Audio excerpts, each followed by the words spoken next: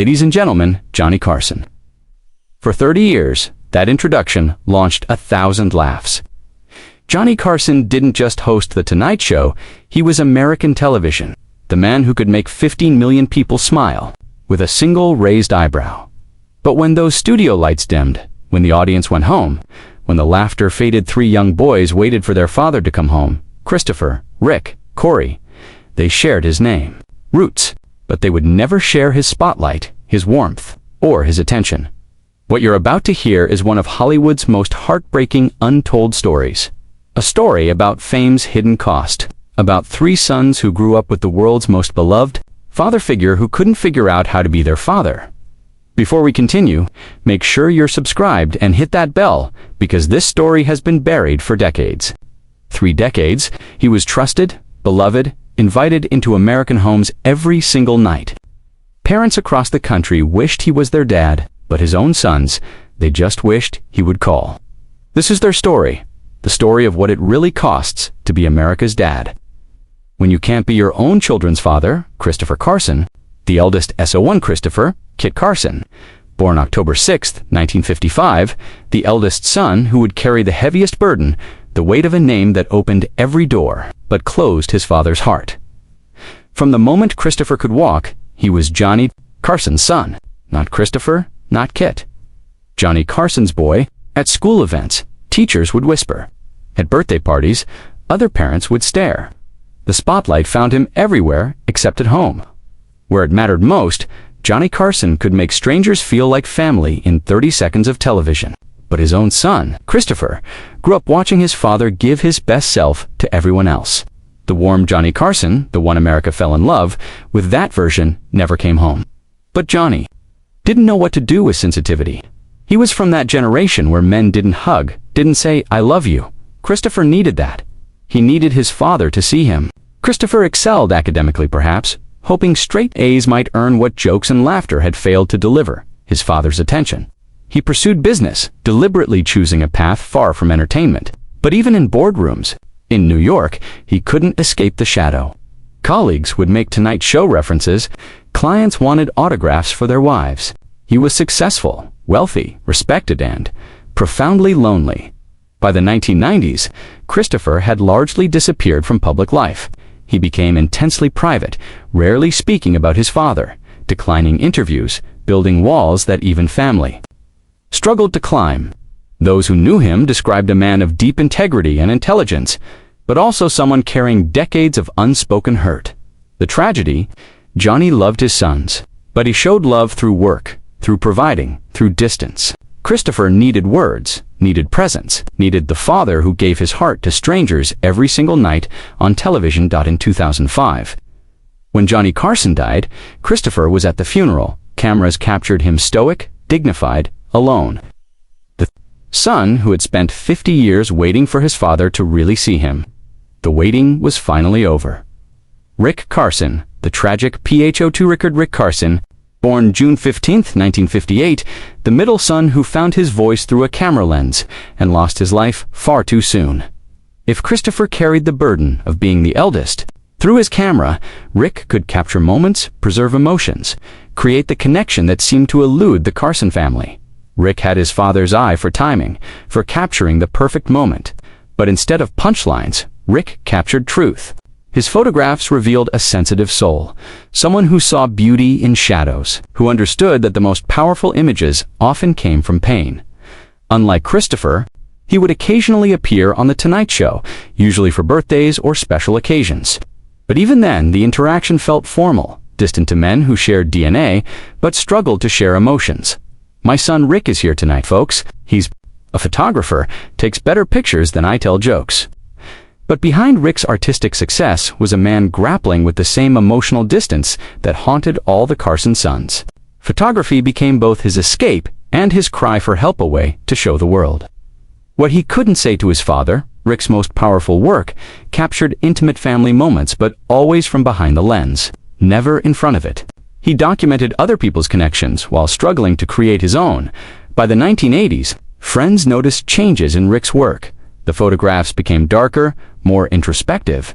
The Carson family, like a hidden current dot. Then came June 21, 1991. Rick Carson was driving on a mountain road near his home when his car went off a cliff. He was 33 years old. The official report called it an accident, but those close to Rick wondered if the weight of being Johnny Carson's son had finally become too much to bear. Johnny Carson, the man who had made millions laugh, stood at his son's funeral, unable to speak. For perhaps the first time in his life, America's greatest entertainer had no words. Rick's death shattered something in Johnny that never healed. Rick Carson left behind a portfolio of stunning photography and a family forever changed by loss. His images remain windows into the soul of a man who could capture everyone's truth except his own father's love. Cory Carson, the youngest son's redempted Cory Carson, born in 1961, the youngest son who would ultimately find what his brothers couldn't: peace with his father's legacy and his own identity. Cory grew up watching his older brothers struggle with their father's fame and distance. By the time he was old enough to understand, Christopher had already withdrawn, and Rick was fighting his own battles with depression.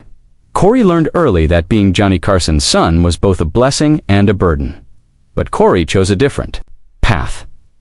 Like Rick, he found his voice through art, but where Rick used photography, Cory chose music. He picked up a guitar as a teenager and discovered that music could express what words couldn't. The emotions that the Carson men struggled to share could be sung, played, felt through melody. Cory's music wasn't about fame or following in his father's footsteps. It was about healing. His songs often dealt with themes of family, loss, forgiveness, the very emotions that had torn his family apart.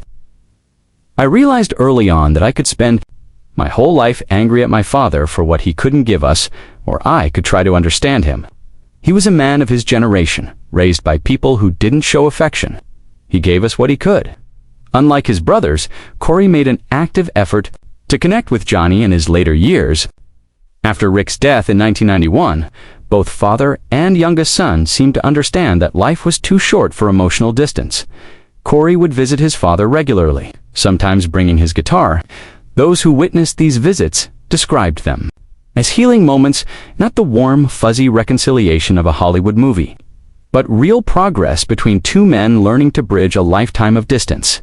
When Johnny Carson retired from The Tonight Show in 1992, Cory was there. When Johnny received his Kennedy Center honors, Cory was in the audience. The youngest son had become the bridge between Johnny and the family he'd never quite known how to love. Today, Cory continues to make music. His songs carry the weight of his family's story: the loss of Rick, the distance from Christopher, the complicated love for a father who was America's favorite but struggled to be theirs. In interviews, Cory speaks with remarkable grace about his father. He acknowledges the pain, the distance, the years of emotional unavailability. But he also recognizes the man behind the legends, someone who loved his sons but came from a generation and background that made expressing that love nearly impossible. My father gave laughter to millions of people. That's not nothing. That's actually pretty beautiful. I just wish he could have saved some of that joy for us. 3 sons, 3 different responses to growing up as Johnny Carson's children. Christopher chose silence and privacy.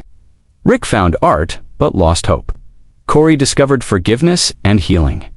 Their story isn't unique. In Hollywood, fame often comes at the cost of family connection. But it's particularly tragic because Johnny Carson seemed so warm, so accessible, so genuinely loving on television. The man who could make America feel at home struggled to make his own home feel warm. When Johnny Carson signed off The Tonight Show for the final time in 1992, he left behind an entertainment legacy that may never be equaled. But his most important legacy wasn't his jokes or his interviews, it was his 3 sons, each carrying pieces of his heart that he'd never quite learned to share. Today, Christopher remains intensely private, successful in business, but forever guarded about his famous father. Cory continues making music, having found peace with their complicated relationship. And Rick's photographs remain beautiful, haunting reminders of a talented soul gone too soon. Johnny Carson made millions laugh for 30 years. But his greatest audience, his 3 boys, just wanted him to come home. What did you think of this untold story? Let me know in the comments. And if you want more deep dives into the hidden lives of entertainment legends, subscribe and hit that notification bell. Thanks for watching. Until next time, remember, sometimes the people who bring the most joy to others are carrying the heaviest burdens at home.